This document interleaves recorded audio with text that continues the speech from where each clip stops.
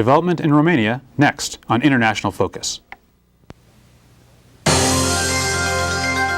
Institute of World Affairs at UWM and Milwaukee Public Television present International Focus, a global magazine linking Wisconsin and the world.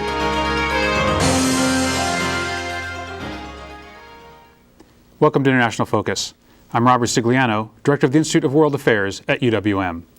The transition from communism to a market-driven system has presented considerable challenges to the countries of Eastern Europe. Integration into the regional and global economies requires structural changes that often have profoundly disruptive side effects. In Romania, efforts are underway to devise economic development strategies that are both culturally protective and environmentally sustainable. To help us learn more about this ancient land and how it's balancing its rich heritage and its new status as a member of the European Union, and the special role UW-Milwaukee is playing in the process, we're joined today by Lucica Tofan, Professor of Ecology at Ovidius University in Constanta, Romania, and Timothy Ellinger, Associate Professor of Biology at UWM. Drs. Tofan and Ellinger lead an interdisciplinary team of U.S. and Romanian faculty collaborating to design sustainable economic development strategies in Romania. Welcome to International Focus. Thank you. I'm wondering if we could start out, Professor Tofan, if you could give us some short sort of background context for where Romania has been in the last 10 years and describe something of that change process. I am a representative of a state university in Romania,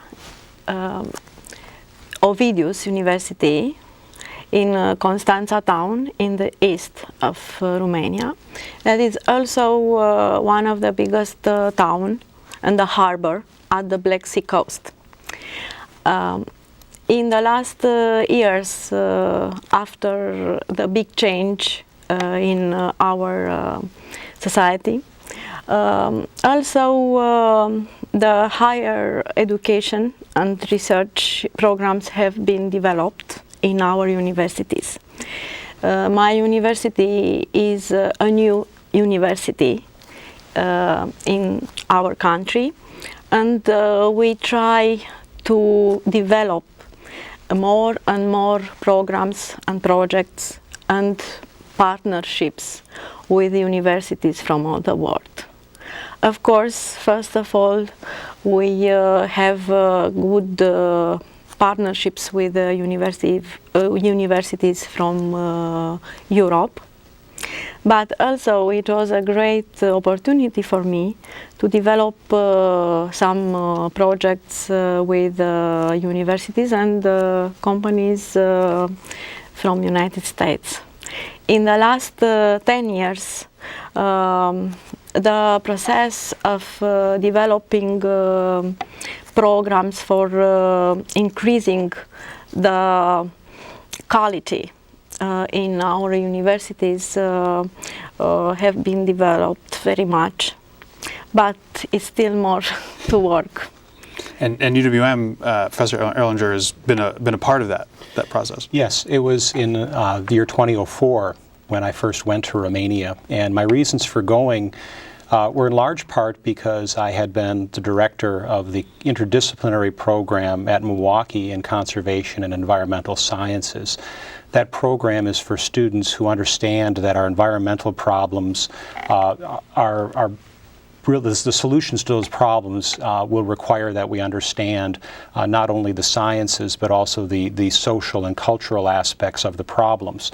And the National Science Foundation of the United States recognizes this and has developed a number of programs specifically to encourage natural scientists to study the human dimensions of our environmental problems.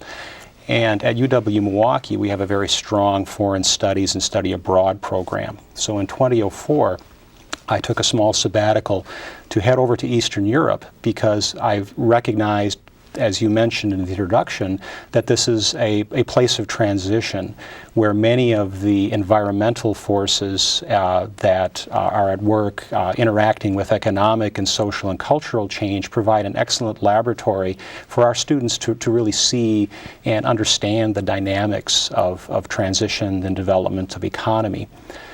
Following that first visit, I met Professor Tofan, and since that time we have been able to develop 2 ongoing projects, one with the National Science Foundation, which brings United States students over from Milwaukee to spend 6 weeks in Romania working on indicators of sustainable development, a research training program in collaboration with Professor Tofan's university.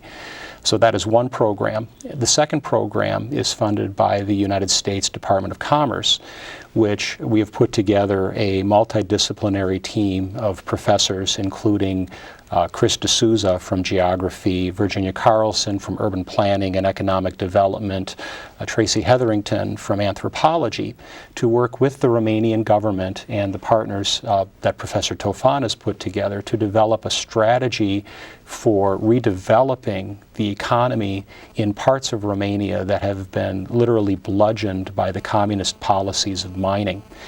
Really trying to use our understanding of ecological processes, economic processes, and cultural processes to do, as you said, find a way to integrate this historic country with fabulous traditions and wonderful natural resources, integrate it into the West without it really losing its heritage, which is a real danger. Well, I think that when people look around the world, they see lots of countries in transition, and usually that is synonymous with things not going very well.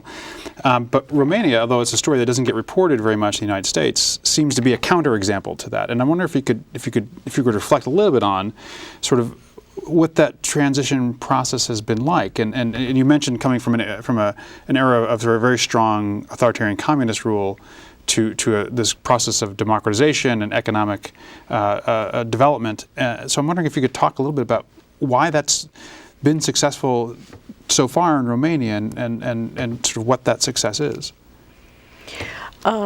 It was very difficult for Romania to find the better solutions in such a short time. You know that it is necessary a longer period of transition from a communist economy and based in many places in the country on a mono economy to transform into a developed economy based on different fields and exploiting different resources. And this happened when we tried to observe and to evaluate the resources to create economic redevelopment in the area where mines have been closed. We confronted with many social problems there. It is a population that is well educated, but they have not jobs anymore now. And also the resources have been affected by pollution because the mines exploitations had a very great impacts on the environment, on the agricultural fields, air quality, waters quality. So it is a very, very slow process to reconstruct the areas, to develop an infrastructure for a region, and to create new jobs and very different